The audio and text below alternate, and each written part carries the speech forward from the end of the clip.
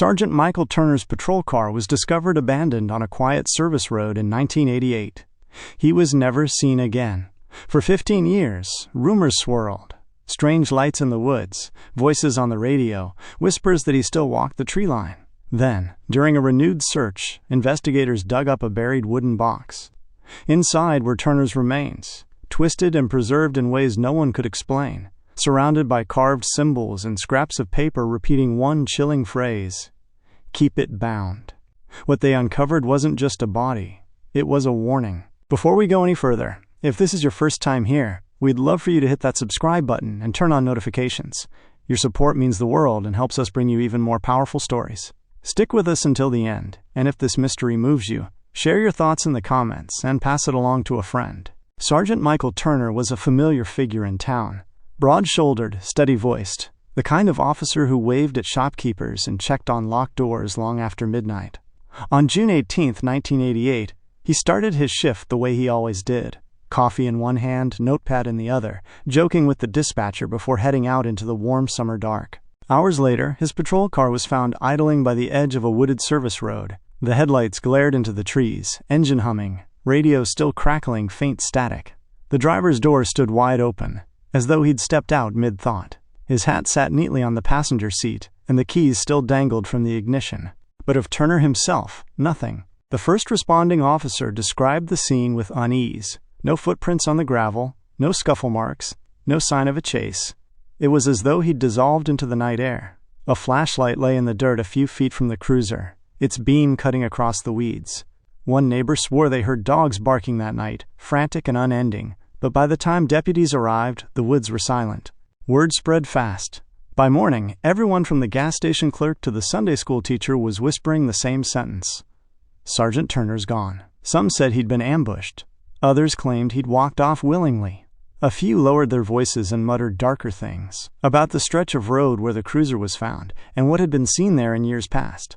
The uniform he'd worn so proudly became a ghost overnight, hanging over the town with the weight of betrayal and fear. And the question that would haunt them for the next 15 years was born that night.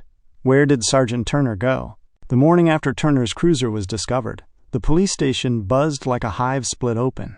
Officers who had worked with him for years paced the halls, voices tight, radios hissing with constant chatter. His partner, Officer Reynolds, slammed a fist on his desk, muttering, "Mike wouldn't just vanish. Not him." By noon, search parties were combing the woods. Volunteers showed up with flashlights, dogs, even ATVs. Helicopters circled overhead, their spotlights sweeping across the treetops like restless eyes. Yet every call came back the same. Nothing. No footprints, no torn fabric, not even a broken branch to suggest where he'd gone. At the diner, the booths filled with murmurs. Some swore he'd been investigating something too big, too dangerous. Others whispered about debts, secrets, even a mistress in another county. Parents warned their kids not to play near the woods anymore. Elderly men shook their heads at the barber shop. That stretch of road has bad history.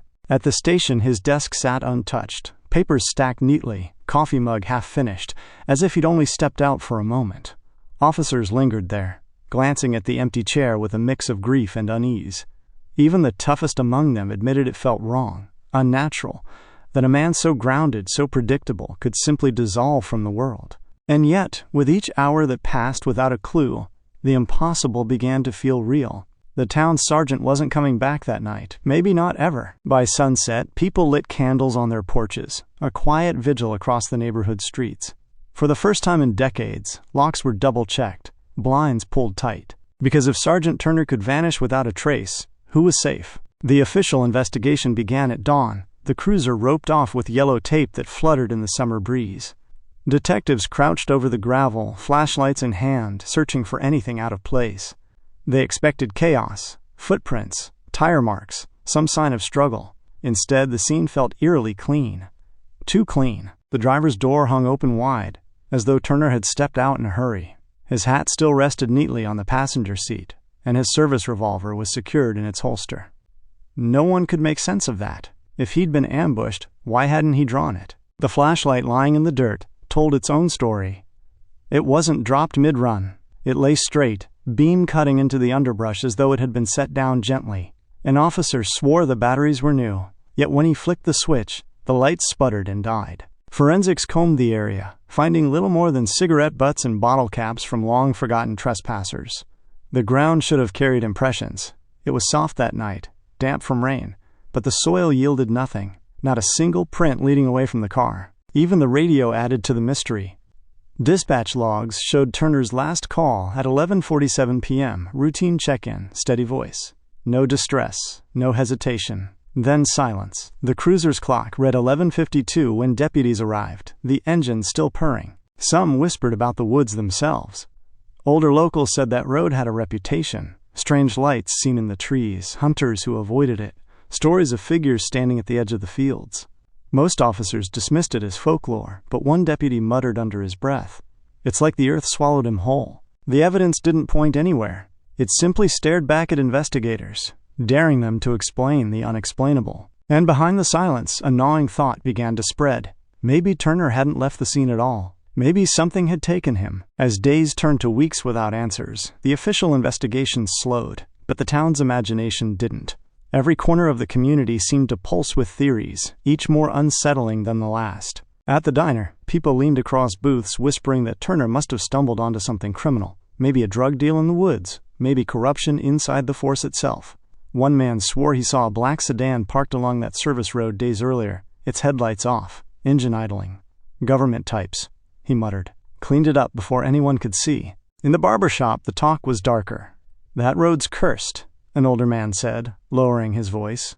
"My grandfather warned us never to walk past the 3rd-mile marker. Said folks vanished there long before Turner." The barber shook his head, replying just loud enough for the shop to hear. Maybe he found out why. Kids traded ghost stories about seeing Turner's shadow wandering the woods, flashlight in hand, forever searching. Parents told them to hush, but even grown-ups avoided the service road after sunset. Porch lights burned longer, and people crossed themselves when passing the police station, as though praying for the sergeant's spirit. Even Turner's colleagues weren't immune. Some whispered he had secrets of his own, a hidden life, debts, affairs.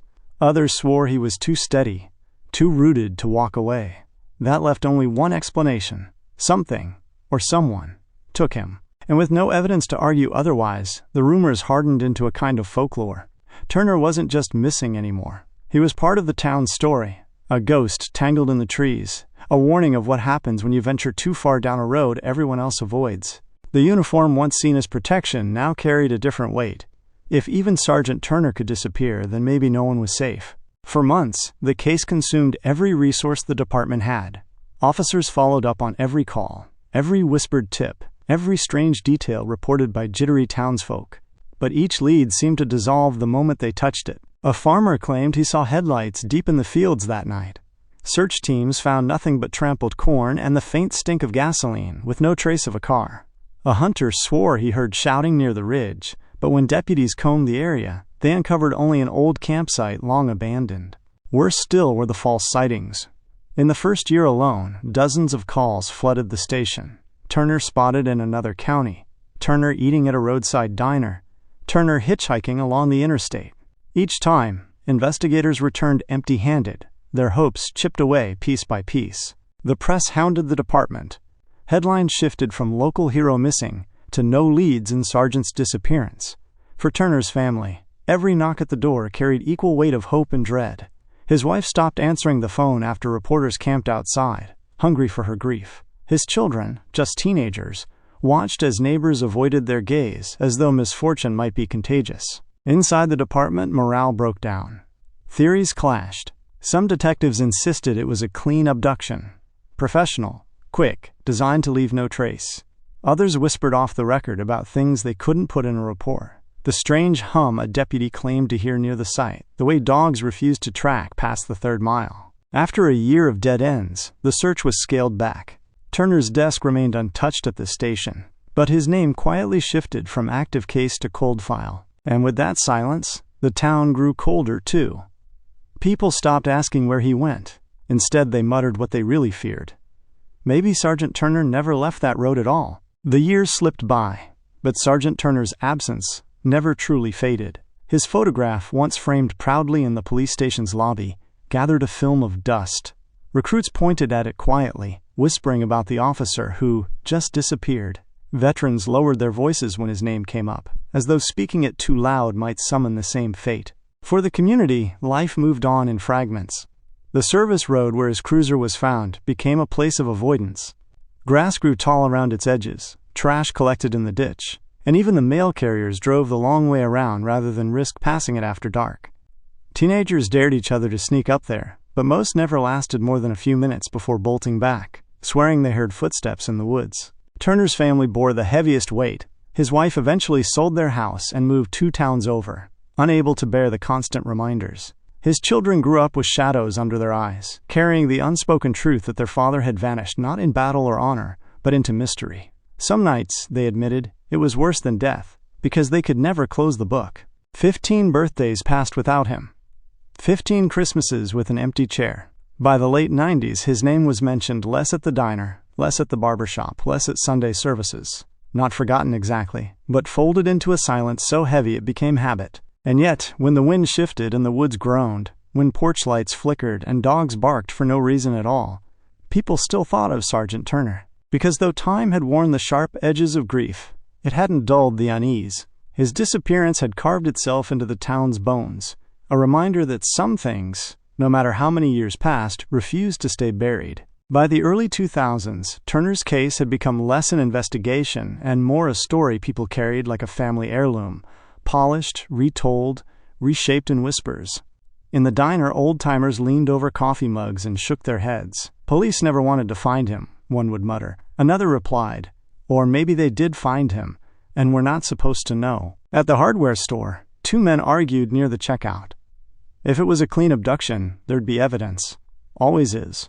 The other shot back, unless it wasn't people who took him. Their voices dropped, but David, the clerk behind the counter, noticed goosebumps prick his arms as he rang them up. Even kids, too young to remember 1988, carried the legend like currency. At school, they dared each other to ride bikes past the service road. One boy swore his older brother saw a figure in uniform standing by the tree line, watching silently before fading back into the dark. And then there was the criticism. At town meetings, someone inevitably raised the question, why had the police let it go cold? One woman, her voice sharp with anger, spat, if it were any of their own, they'd still be looking. Heads nodded, though no one offered solutions. The gossip wasn't uniform. It splintered. Some believed Turner had stumbled on corruption within his own ranks. Others swore he was targeted for what he'd seen on patrol that night. A smaller group muttered he was never missing at all, just buried under a cover-up bigger than the town itself. The only common thread was the unease. No matter how people spun it, no matter who they blamed, one truth settled over every conversation. Sergeant Turner's disappearance wasn't natural, and until the day he was found, the silence would keep gnawing at them. The longer Turner's case stayed unsolved, the stranger the stories around it became. Some were easy to dismiss, fueled by gossip or late-night nerves. Others lingered, carried by people who swore they weren't the type to imagine things. Hunters told of odd lights deep in the woods near the service road, bluish orbs that hovered, then blinked out when approached. One man swore he followed what he thought was a flashlight beam, only to find nothing but silence and trees pressing in closer than before. Several dog walkers avoided the stretch entirely after their animals froze, hackles raised, whining at the empty road. A few dogs refused to move at all, straining against their leashes until dragged back home. Like they smelled something we couldn't, one owner said quietly. The most unsettling were the sightings. A delivery driver claimed he saw a man in uniform standing beside the abandoned cruiser site, tall and broad-shouldered, cap in hand. When he slowed to look closer, the figure was gone. A teenage couple parked nearby swore they heard a radio crackling in the trees, a voice calling out codes that hadn't been used since the 80s. Some brushed it off as campfire tales, but even officers weren't immune. A deputy admitted, off the record, that during a routine patrol he caught a faint voice on his radio at the same mile marker where Turner's cruiser was found. Static drowned it out, but he thought he heard a single word: help. By then, the town didn't need proof. They believed Turner hadn't just disappeared. He lingered. A ghost in uniform, bound to the road that swallowed him. And though the department never put such things in a report, the weight of those stories built something harder to ignore than evidence. A presence, as though the sergeant was still out there, waiting to be found. 15 years after Turner vanished, the case unexpectedly stirred back to life. It began quietly, with a box of old files being shifted in the police archives. A young detective, new to the department, pulled the folder marked Turner M. and found evidence logs that didn't line up. Missing photos, untested items, gaps in chain of custody forms. Word spread fast. The chief, under pressure from both the press and the community, authorized a fresh look. For the first time in years, deputies returned to the service road with modern equipment. Ground-penetrating radar, cadaver dogs, forensic scanners. The air was heavy that day. Even the youngest officers admitted their stomachs turned as they stepped onto the gravel. The cruiser site looked ordinary now. Grass high, weeds choking the ditch, but the atmosphere was the same. Too still. Too watchful. This time, the dogs reacted. Their handlers watched as noses pressed to the ground, hackles rising, paws scratching at a patch of soil 100 yards from where the car had sat. The area was quickly cordoned off. Shovels bit into the dirt. The earth gave reluctantly, damp and dark. First came splintered wood, fragments of what looked like a long-buried crate. Then something else. Fabric, faded blue, clinging to the soil. An officer held it up carefully, mud dripping down his gloves. Even through the stains and decay, the outline was unmistakable, the remnants of a police uniform. The team froze. Cameras clicked. Radios crackled with sudden urgency. For the first time in 15 years, it seemed Sergeant Turner's trail had surfaced. And what lay deeper in that soil would prove far worse than anyone expected. The digging didn't stop once the fabric was found. Spotlights were hauled in, casting long beams over the woods as investigators worked through the night. Each scoop of earth felt heavier, as though the ground itself resisted giving up what it had kept hidden for so long. Then, with a hollow clank, a shovel struck wood. The crew knelt, brushing away soil until the outline of a box took shape, rough-hewn planks, bound with rusted nails, big enough to hold a man. The silence deepened as everyone realized what they were standing over. The lid was pried open slowly, hinges shrieking as though protesting. A wave of air surged out, stale and foul, carrying the stench of decay buried for decades. Officers gagged, turning their faces, but no one stepped back. They had to see. Inside, bones lay twisted in a way that didn't seem natural. A skull rested atop the pile, jaw half open, uniform fabric clinging to what was left of the frame. The badge, dulled with corrosion, glimmered faintly in the beam of a flashlight. "Turner," someone whispered, though no one could say for certain yet. But that wasn't all. Around the remains, the box was lined with objects, small trinkets, carved pieces of wood etched with strange marks, and what looked like scraps of paper fused to the sides with age. On them, faint words were still visible, warnings, scrawled over and over. The sight felt wrong. Even the most seasoned officers said later they felt watched, like the trees pressed closer, listening. Radios fizzed with static, batteries draining faster than they should. It wasn't just a grave. It was a container, and whatever had been placed in there with Turner was never meant to be disturbed. Investigators crouched around the open box, flashlights trembling as their beams slid over the remains. Even seasoned crime scene techs admitted later they had to steady their hands. The skeleton was incomplete, bones fractured, edges jagged, some appearing almost scorched. The skull bore a crack that stretched across the temple, but no one could agree whether it was from trauma or years underground. What chilled them most was the position. The arms crossed tightly over the chest, fingers curled inward, as if the man had been laid, or forced, into that position. The uniform scraps were unmistakable. The faded patch of the department clung stubbornly to the fabric, and the badge, though corroded, bore Turner's number. The evidence screamed that this was him, and yet the scene screamed something else. This wasn't just a burial. Objects surrounded the bones in an eerie arrangement. Carved wooden tokens with jagged symbols encircled the body. A rusted chain coiled near his feet, links fused by time. Papers fused to the walls of the box carried messages, scribbled words layered over each other until they blurred into nonsense. But one phrase appeared again and again, written in desperate strokes: "Keep it bound." The air inside the box was heavier than the rest of the woods, a damp chill that clung to skin. Officers stepped back, pulling at their collars, saying it felt wrong to breathe. The cadaver dogs, usually steady, whined and strained at their leashes, refusing to go near. Photographs were taken, but several came out blurred, streaked with odd smears as though the lens had fogged despite the clear night. Radios fizzed and cut out completely. leaving only the distant hum of insects and the uneven breathing of the men standing over the box. Turner had been found, but not in a way anyone could explain, and what surrounded him was worse than the body itself. What followed that night cemented why investigators later described the discovery as too horrific to explain. When the remains were lifted from the box, the bones felt damp, as if freshly unearthed, though Turner had been missing for 15 years. Forensics expected dry, brittle fragments. Instead, the skeleton seemed preserved in patches, with strands of sinew clinging stubbornly to joints. A foul liquid pooled at the bottom of the crate, dark and viscous, seeping into the soil like oil. Then there were the carvings. Each wooden token around the body bore symbols no one could translate, jagged spirals, intersecting lines, markings that seemed to repeat in unsettling patterns. Some were scorched, as if burned into the wood by heat far stronger than any campfire. Experts later compared them to ritual marks, but none could agree on their origin. The strangest detail was Turner's badge. It hadn't corroded like the other metal. Instead, it gleamed faintly, edges warped as though exposed to intense heat. The number was still visible, etched clear enough to erase any doubt about who lay inside. Officers who handled the evidence described an oppressive weight, as though holding the items drained their strength. One young deputy swore he heard whispers when he leaned over the open box, faint voices layered over one another, speaking words he couldn't understand. He refused to go near it again. The official report recorded, quote, "Human remains recovered in unusual burial context." But off the record, investigators admitted something deeper. Turner's body hadn't simply been discarded. It had been sealed, contained, bound, and disturbing it felt less like solving a case and more like breaking a warning. When word spread that Sergeant Turner had finally been found, the town expected closure. Instead, the discovery ripped open something darker.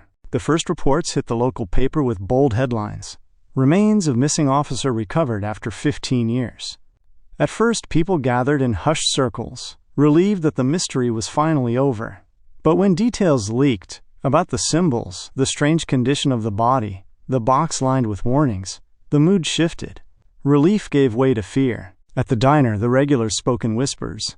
"They shouldn't have dug him up," one man muttered, staring at his untouched plate. A woman leaned in, lowering her voice. "I heard the sheriff himself said it felt wrong, like Turner was meant to stay where he was." Heads nodded, eyes darting toward the door as if expecting the woods to come creeping in. Churches filled that Sunday. People lit candles for Turner, but the prayers sounded less like grief and more like protection. Parents kept children indoors. Teenagers who once dared each other to ride past the service road now avoided it completely. Even the bravest admitted they felt a weight pressing on the town, heavier than it had been in years. The police station fared no better. Officers stopped lingering near Turner's old desk. Radios crackled with odd static on late-night shifts.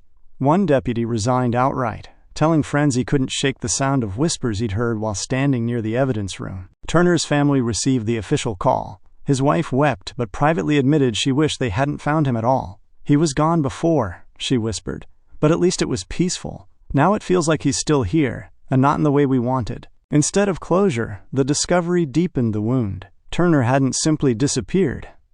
He'd been hidden, contained, and the town couldn't shake the feeling that digging him up had disturbed more than just the past. Theories sprouted like weeds the moment the details of Turner's recovery leaked. At first, they were simple: murder, corruption, an inside job. But as the town pieced together what they'd heard about the box, the symbols, and the warnings etched on paper, the explanations grew stranger. Some believed Turner had stumbled onto something that night: illegal operations, a ritual site, maybe even evidence of corruption inside the department. The cover-up theory spread fastest. People pointed to the missing photos, the gaps in the evidence logs, the fact that his case had been shelved so quickly. "Somebody knew," one man muttered at the bar. 15 years is a long time to keep a secret. Others went further. The carvings became fuel for whispers about cults hiding in plain sight, generations of families tied to rituals older than the town itself. A retired deputy admitted he'd seen similar markings decades earlier, scratched into trees near the ridge. "We were told to ignore it," he said quietly. "Said it was kids fooling around. But kids don't bury a man like that." The wildest theories came from those who leaned on folklore. Turner hadn't just been killed. He'd been bound, sealed into that box as part of something bigger. Maybe he'd seen something inhuman that night. Maybe he was taken as an offering. Some swore the containment was never meant for him. but for what had been attached to him when he vanished. Officially, the sheriff's office offered a careful statement. Human remains were discovered under unusual circumstances. Investigation ongoing. No mention of symbols. No mention of containment. Files were locked down. Officers forbidden to comment. But silence only deepened suspicion. If this was just a cold case finally solved, why did the details feel more like warnings? Why did every explanation seem to stop just short of the truth? And in that gap, between what was said and what was left unsaid, the horror only grew. In the end, the official file closed with little more than a line. Remains of Sergeant Michael Turner recovered, case resolved. But for the people who lived in that town, nothing felt resolved. The service road still sits there, overgrown and quiet, yet no one dares linger near the spot where the box was pulled from the ground. Even years later, flowers appear there without names attached, left by hands that don't want to be seen. Some officers swear they still hear his voice on the radio, cutting through static on stormy nights. Others claim they've glimpsed a figure in uniform walking the tree line, fading into the woods just as headlights catch him. Locals cross themselves when his name comes up, not out of respect, but out of fear. The truth is this: Turner didn't simply vanish, and he wasn't simply killed. He was placed, contained, bound inside a box lined with warnings no one wanted to read. And now that the seal has been broken, people can't shake the feeling that what was once held down in the soil has been set free. So when the wind cuts across the road at night, carrying whispers that don't belong to any living voice, the question remains: did they really find Sergeant Turner? Or did they uncover something that was never meant to be explained? Sergeant Turner's case may have been closed on paper, but the truth still hangs heavy in the air. What do you think they really uncovered that night? Drop your thoughts below, and don't forget to subscribe for more chilling true stories that will keep you up at night.